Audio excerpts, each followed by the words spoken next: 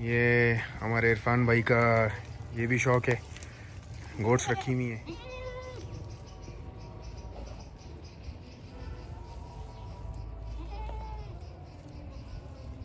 ये काउस भी इन्होंने रखी हुई हैं, ये ऑस्ट्रेलियन है इसमें और मिक्स भी हैं, दूध के लिए जो है वो रखी हुई हैं अपनी इसी फार्म पर।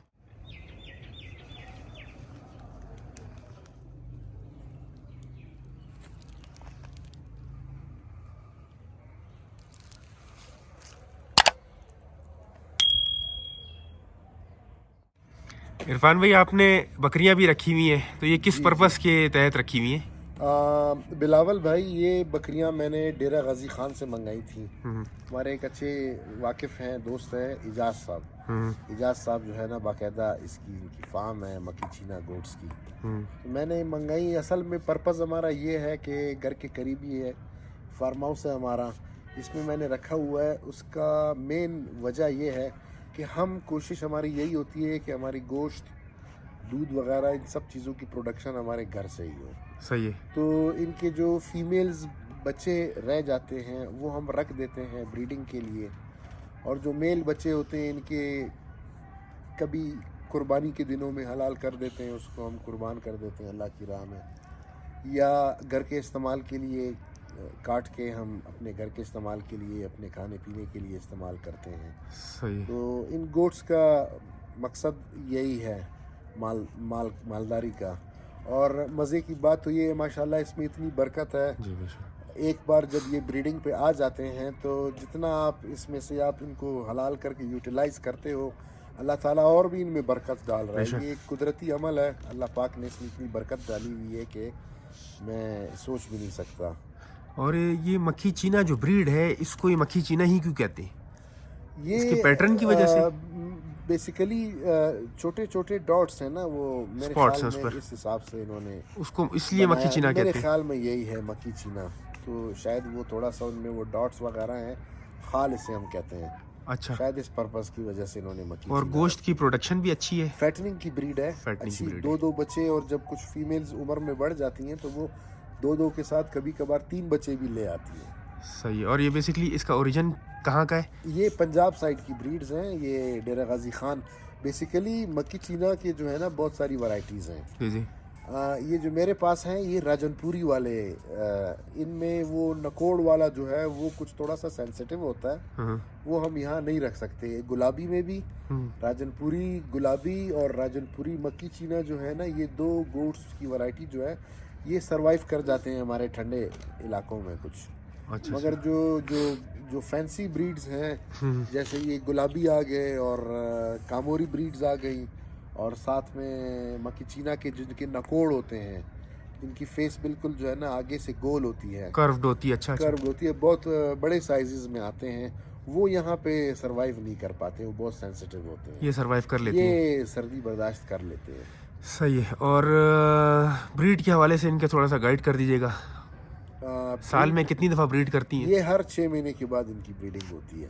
अच्छा। आप ऐसे ले लीजिएगा कि 14 मंथ्स में, 15 मंथ्स में ये 2 टाइम ब्रीड कर लेते हैं। और अप्रोक्सीमेटली 1 से 2 बच्चे? 6 मंथ्स इनके बच्चे पेट में होते हैं फीमेल्स के, और जब बच्चे इनके डिलीवर हो जाते हैं, जब फीमेल जो है ना वो अपना मैटरनिटी के इस पीरियड से गुजर जाती है, तो उसके बाद दोबारा उनका हीट साइकिल शुरू हो जाता है और वो दोबारा मेल के साथ मेट हो जाती है। सही है, ज़बरदस्त।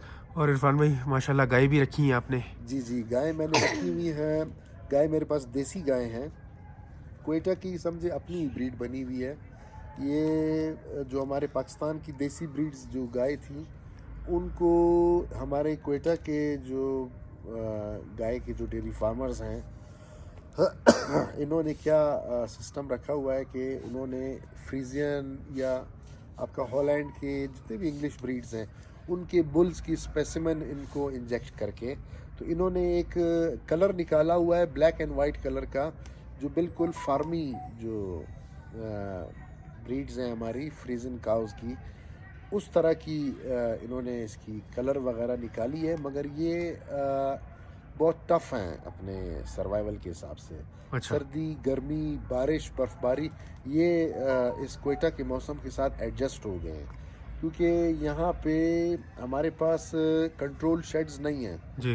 کنٹرول شیڈس کے لیے بہت بڑی انویسٹمنٹ چاہیے، اس میں ہماری حکومت کی بھی ہیلپ کی ضرورت پڑ سکتی ہے، بالکل مگر انفارچونیٹلی یہ کام ہمارے قسمت میں نہیں ہے، کچھ پسماندہ ہے صوبہ ہمارا. جی تو اگر ہمارے لائف سٹاک ڈپارٹمنٹ والے یہ گوٹس پہ اور کاؤس پہ ہمارے جو لوگوں کے ساتھ یہ ہیلپ کریں اور ان کو کنٹرول شیڈز بنا کے دیں اور اس میں کام کریں، میں کہتا ہوں کہ بلوچستان سے اس کی بہت بڑی پروڈکشن نکل سکتی ہے، کاؤز گوٹس اینڈ شیپ کی.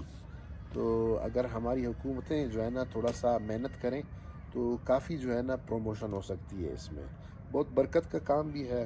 جی جی بالکل. اب ہمارے پاس ان کا چارہ جو ہے نا کافی مہنگا آتا ہے، چونکہ چارہ اس کا انٹیریئر سندھ سے یا پنجاب سے آتا ہے، تو ہمیں چارہ اس کا بہت مہنگا پڑتا ہے اور کافی کاسٹلی پڑ جاتا ہے. تو بہرحال پھر بھی ہمارے پاس شکر ہے فوڈر وغیرہ لگی ہوئی ہیں، گرمیوں میں سردیوں میں جانور ہمارے چرائی کے دوران جو ہے نا وہ اپنی خوراک نکال لیتے ہیں. مگر میں ایز اے ہول بلوچستان کی بات کر رہا ہوں جن کے پاس مالداری کے آپشنز ہیں، اگر حکومت ہماری ساتھ دے تو بہت جو ہے نا بہت بڑی پروڈکشن جو ہے نا یہاں سے ہو سکتی ہے. لائف اسٹاک میں کافی وہ آ سکتے ہیں. اور یہ ان کے ملک پروڈکشن کے بارے میں تھوڑا سا بتائیے گا. ملک یہ جتنا بھی مکس ہوا ہے، جو مکس کیا ہوا ہے، جو بریڈ انہوں نے بنایا ہے، مگر ماشاءاللہ ایسی گائیں بھی ہیں جو 25 سے 30 لیٹر دن میں 2 ٹائم پہ دودھ دے دیتی ہیں. اچھا.